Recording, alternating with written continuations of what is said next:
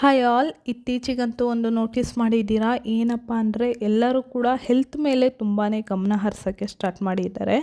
ಅಂದರೆ ಡಯಟ್ ಮಾಡೋದಾಗಿರ್ಬೋದು, ಜಿಮ್ಗೆ ಹೋಗೋದಾಗಿರ್ಬೋದು, ಯೋಗ ಪ್ರಾಕ್ಟೀಸ್ ಮಾಡೋದಾಗಿರ್ಬೋದು, ಬೆಳಗ್ಗೆನೇ ವಾಕಿಂಗ್ ಹೋಗ್ತಾರೆ. ಎಷ್ಟೋ ಜನ ನಾನು ನೋಡಿದ್ದೀನಿ.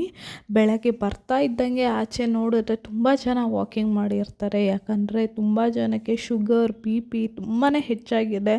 ಇನ್ನು ಅದಕ್ಕಿಂತ ಹೆಚ್ಚು ಕಾಡ್ತಿರೋದಂದರೆ ಒಬೆಸಿಟಿ, ಅಂದರೆ ವೆಯ್ಟ್ ಲಾಸ್ ಮಾಡೋಕ್ಕೆ ಅಷ್ಟು ಕಷ್ಟಪಡ್ತಿದ್ದಾರೆ. ಆದ್ರೂ ಕೂಡ ಟೀ ಕುಡಿಬೇಕು ಅನಿಸುತ್ತೆ. ದಿನಕ್ಕೆ ಒಂದು ಬಾರಿ ಟೀ ಕುಡಿದ್ರೆ ಸಾಕು ಅಂತೆ, ಅದು ಹೆಚ್ಚು ಆಗಿ ತಗೋಬಾರ್ದು. ಅದಕ್ಕೆ ಇನ್ನೂ ನಮಗೆ ಏನಾದ್ರು ಕುಡಿಬೇಕು ಅಂತ ಅನಿಸಿದ್ರೆ ಈ ಒಂದು ಡ್ರಿಂಕ್ನ ಟ್ರೈ ಮಾಡಿ. ಅಂದರೆ ನೀರಿಗೆ ಧನಿಯಾ, ಸೋಂಪು, ಜೀರಿಗೆ, ಸ್ವಲ್ಪ ಅಜ್ವೈನ್ ಹಾಕಿ ಚೆನ್ನಾಗಿ ಕುದಿಸಿ ಅದನ್ನು ದಿನನಿತ್ಯ ಸೇವಿಸೋದ್ರಿಂದ ನಮ್ಮ ವೆಯ್ಟ್ ಲಾಸ್ಗೆ ತುಂಬಾ ಹೆಲ್ಪ್ ಆಗುತ್ತೆ. ಒಂದು ಸತಿ ಟ್ರೈ ಮಾಡಿ ನೋಡಿ.